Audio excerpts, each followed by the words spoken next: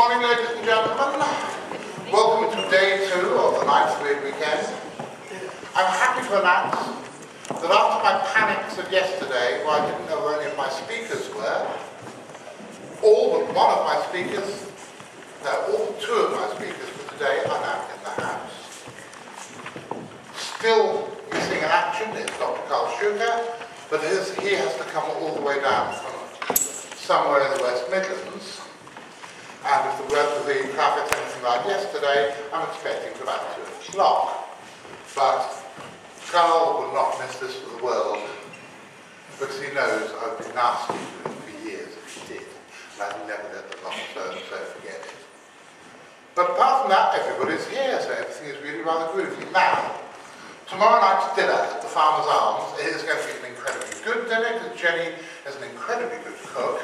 And it's also a nice cheaper budget dinner.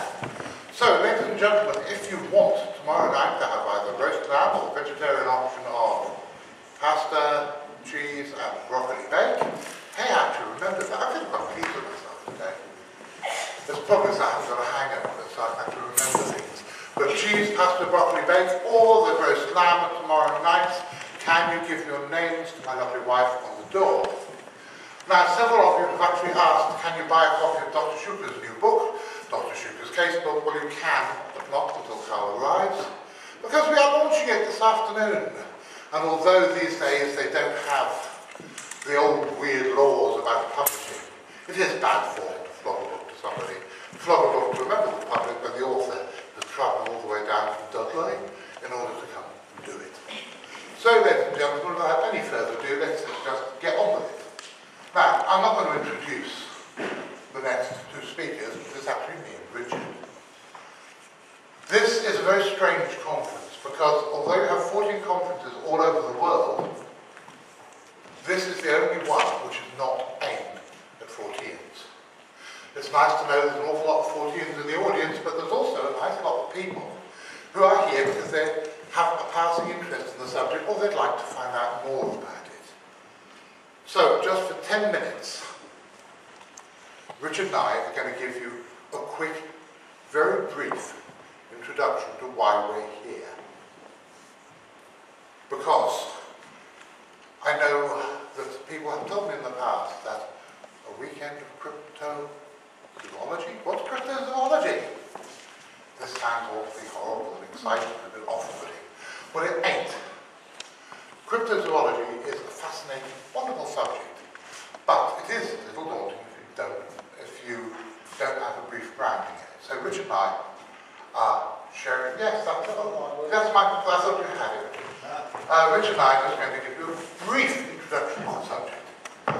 Once upon a time, there was a Belgian scientist called Dr. Bernard Heuvelmans, and it's taken me 30 years to realise his name's pronounced Heuvelmans, not Heuvelmans. But Dr. Bernard Heuvelmans was a remarkable man. He was active in the French resistance and the war. He was a jazz musician. He did also all sorts of other strange things, including having a string of very beautiful ladies in his life. Not sure why, because he was even uglier than me and Richard. But and he was foreign as well. But he codified for the first time science, which was called cryptozoology. Now, we don't know.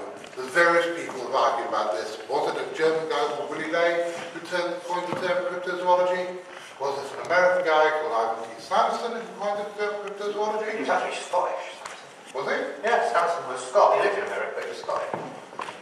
But the name cryptozoology, simple, from the crypto in zoology study of animals.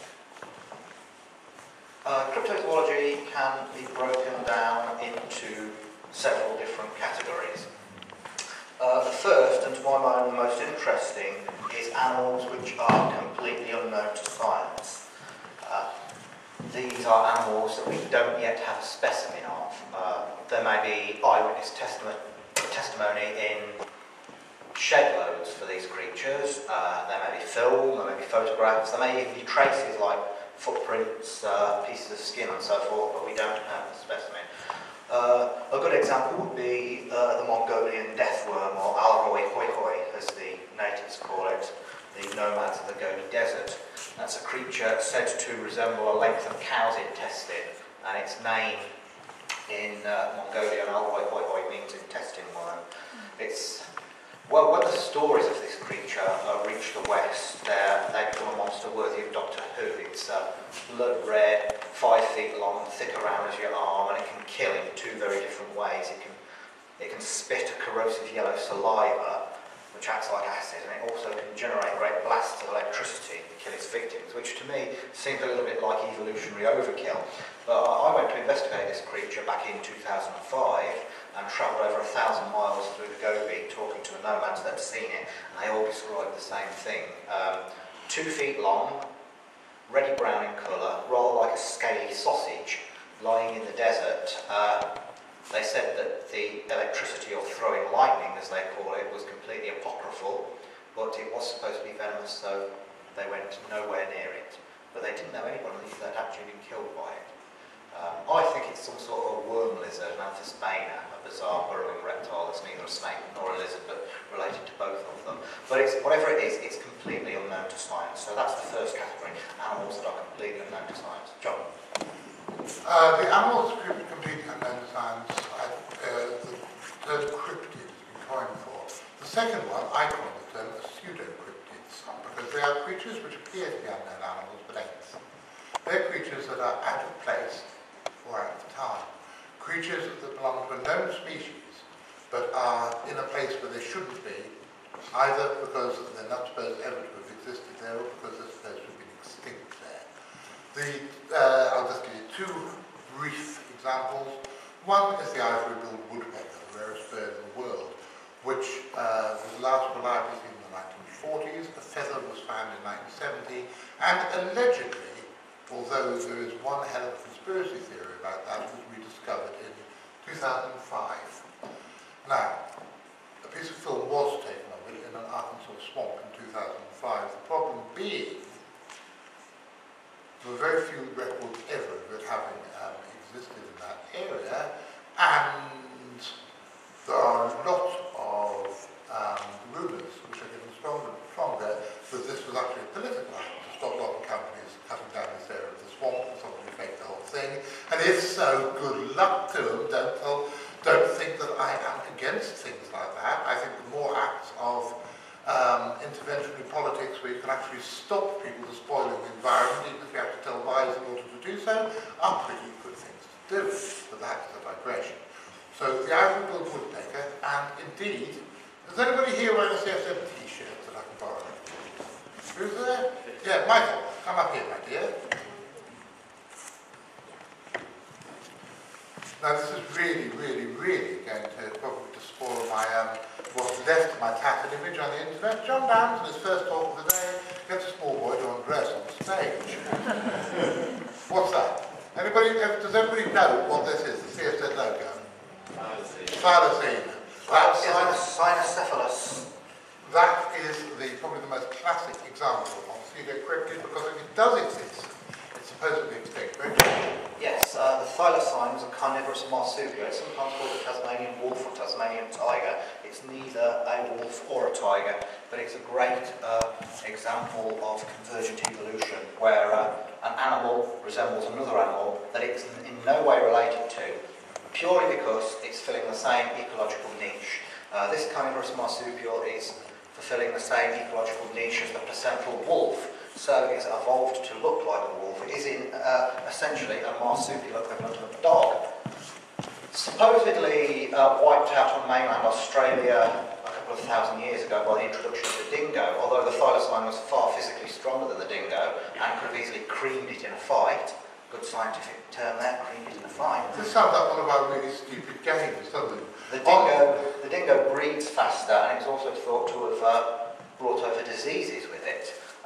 The dingo was never introduced into Tasmania, and the thylacine hung on in Tasmania until the white settlers got there with their sheep, and then blamed it for killing their sheep, when in fact it was probably feral dogs doing it. There was a bounty put on the thylacine and it was supposedly hunted into extinction. The last one, a female misnamed Benjamin, died in Hobart Zoo in 1936, but it has been called the healthiest extinct animal you will ever meet. Sightings of it still occur in Tasmania, mainland Australia and New Guinea, and it's not just laymen, it has been seen by both a zoologist and a park ranger. And there was even a computer program that predicted it was called BioClim, that predicted exactly where it should be, and the sightings matched up with the computer program. So it looks like the thylacine is still around, if rather elusive.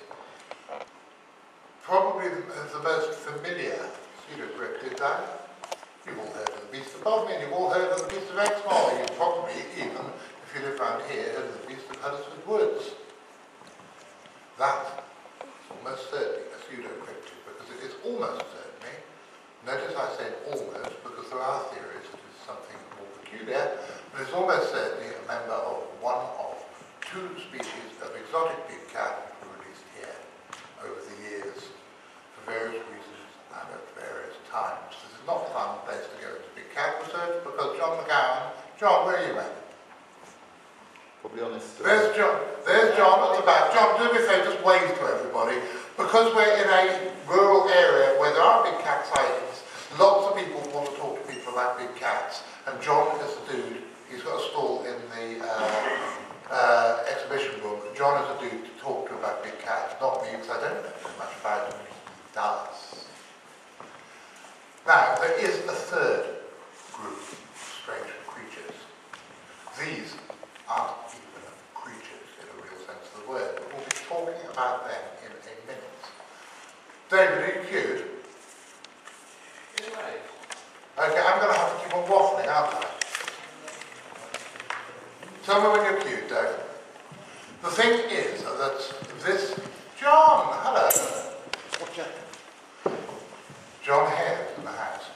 Ladies and gentlemen, yes, this weekend is not just a fun weekend, a great time to, like I say, meet new friends and say hi to old ones, but it is an important fundraiser for us because this is our major fundraiser for the year for an organisation that some of you may have heard of called the Centre for Fortean Zoology. David, kill the lights and show a little bit.